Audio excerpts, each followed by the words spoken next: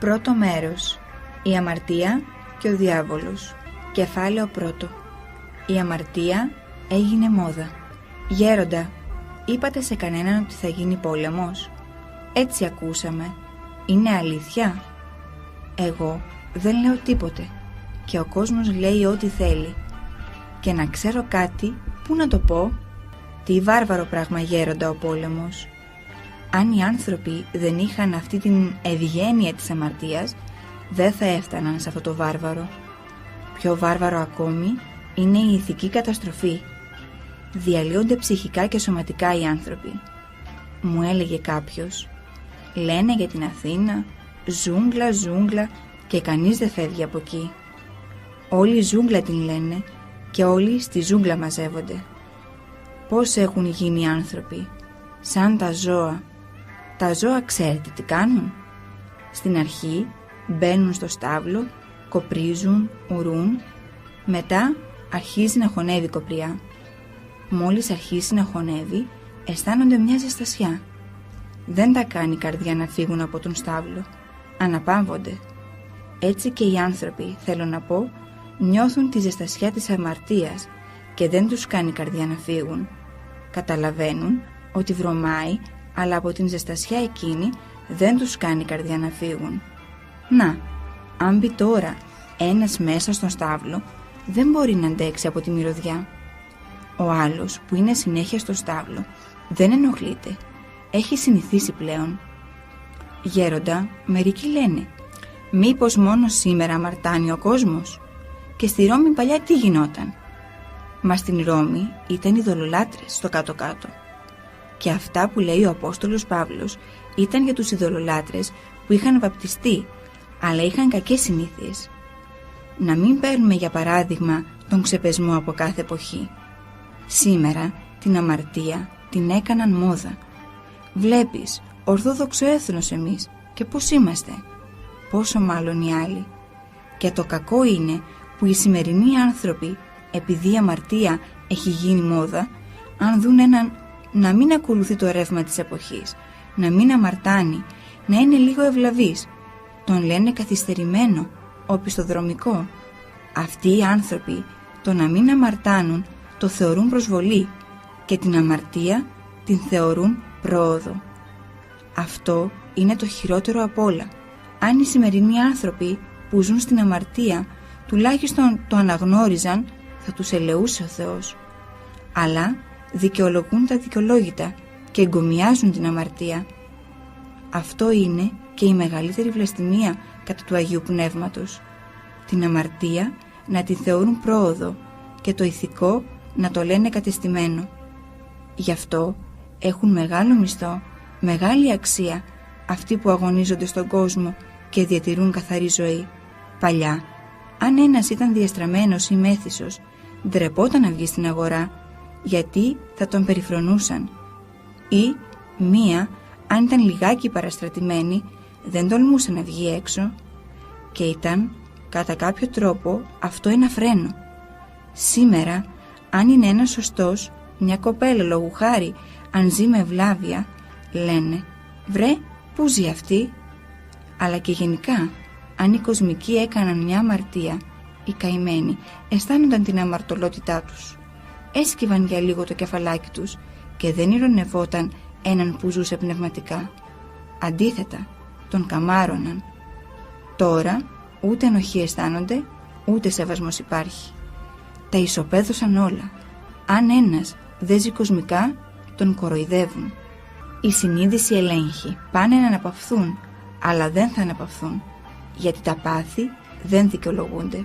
Οτιδήποτε και αν κάνουν οι άνθρωποι και ανέστητοι να είναι, πάλι ανάπαυση δεν βρίσκουν.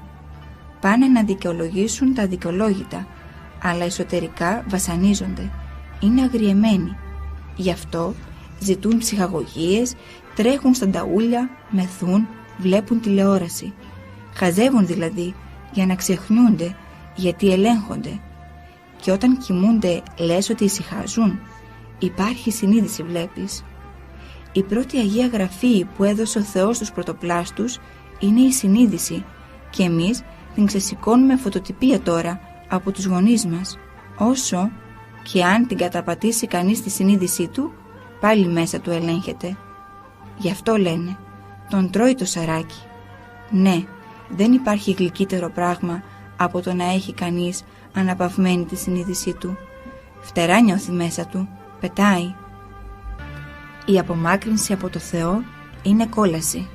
Δεν θυμάμαι μέρα να μην έχει παρηγοριά θεϊκή. Διακοπές γίνονται μερικές φορές και τότε νιώθω άσχημα. Και έτσι μπορώ να καταλάβω πόσο άσχημα ζουν οι περισσότεροι άνθρωποι που είναι απαρηγόρητοι γιατί είναι απομακρυσμένοι από τον Θεό. Όσο απομακρύνεται κανείς από τον Θεό, τόσο πιο δύσκολα γίνονται τα πράγματα. Μπορεί να μην έχει κανείς τίποτα. Άμα έχει τον Θεό, δεν θέλει τίποτα. Αυτό είναι. Ενώ αν τα έχει όλα, άμα δεν έχει τον Θεό, είναι μέσα του βασανισμένος. Γι' αυτό, όσο μπορεί κανείς να πλησιάσει τον Θεό, μόνο κοντά στο Θεό βρίσκει κανείς την πραγματική και αιώνια χαρά. Φαρμάκι γευόμαστε όταν ζούμε μακριά από τον γλυκή Ιησού.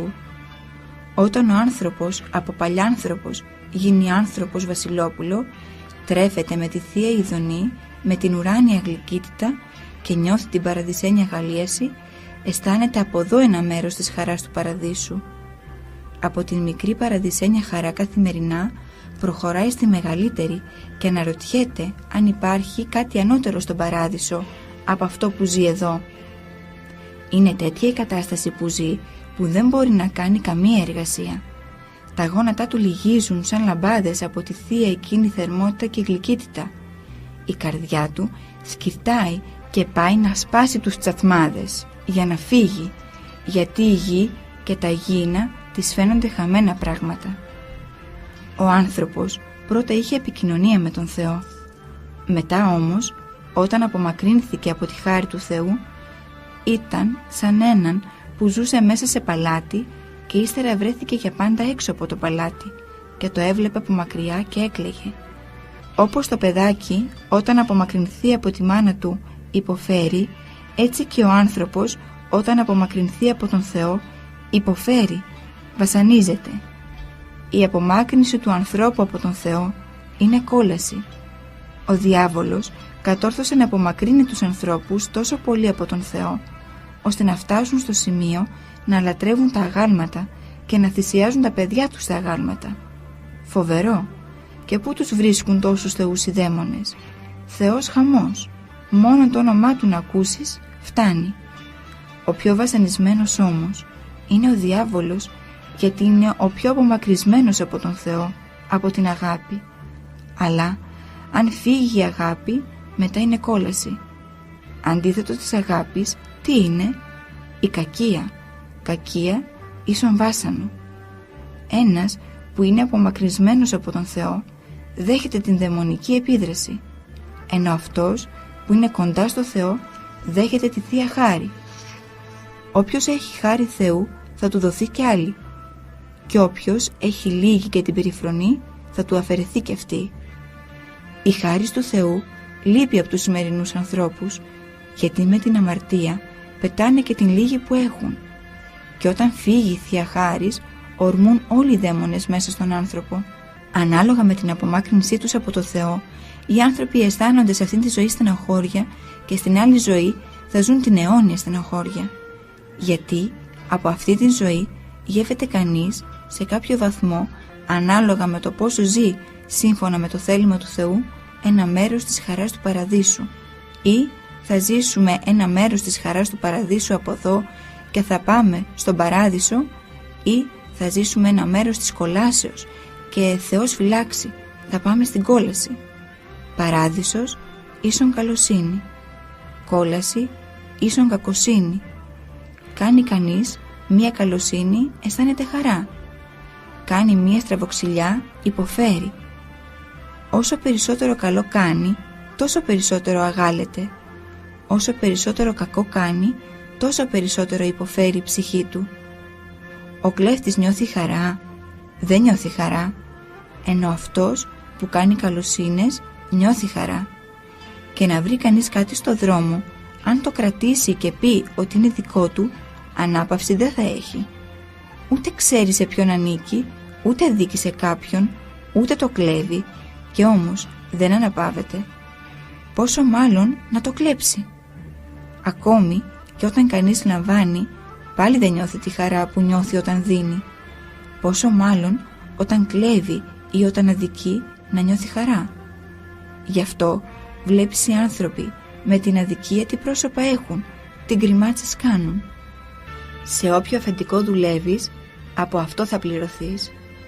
Οι απομακρυσμένοι άνθρωποι από τον Θεό πάντα παρηγόρητοι βρίσκονται και διπλά βασανίζονται. Όποιος δεν πιστεύει στο Θεό και στη μέλουσα ζωή, εκτός που μένει απαρηγόρητος, καταδικάζει και την ψυχή του αιώνια. Σε όποιο αφεντικό δουλεύεις, από αυτό θα πληρωθείς. Αν δουλεύεις στο μαύρο αφεντικό, σου κάνει τη ζωή μαύρη από εδώ. Αν δουλεύεις στην αμαρτία, θα πληρωθείς από τον διάβολο. Αν εργάζεσαι την αρετή, θα πληρωθείς από τον Χριστό. Και όσο εργάζεσαι στον Χριστό, τόσο θα λαμπικάρεσαι, θα γάλεσαι. Αλλά εμείς λέμε, χαμένο το έχουμε, να εργαστούμε στον Χριστό. Μα είναι φοβερό να μην αναγνωρίζουμε τη θυσία του Χριστού για τον άνθρωπο. Σταυρώθηκε ο Χριστός για να μας λυτρώσει από την αμαρτία, για να εξαγνίσει όλο το ανθρώπινο γένος. Τι έκανε ο Χριστός για μας? Τι κάνουμε εμείς για τον Χριστό? Ο κόσμος θέλει να αμαρτάνει και θέλει τον Θεό καλό. Αυτός να μας συγχωρεί και εμείς να αμαρτάνουμε. Εμείς δηλαδή να κάνουμε ό,τι θέλουμε και εκείνος να μας συγχωράει. Να μας συγχωράει συνέχεια και εμείς το βιολί μας. Οι άνθρωποι δεν πιστεύουν, γι' αυτό ορμούν στην αμαρτία.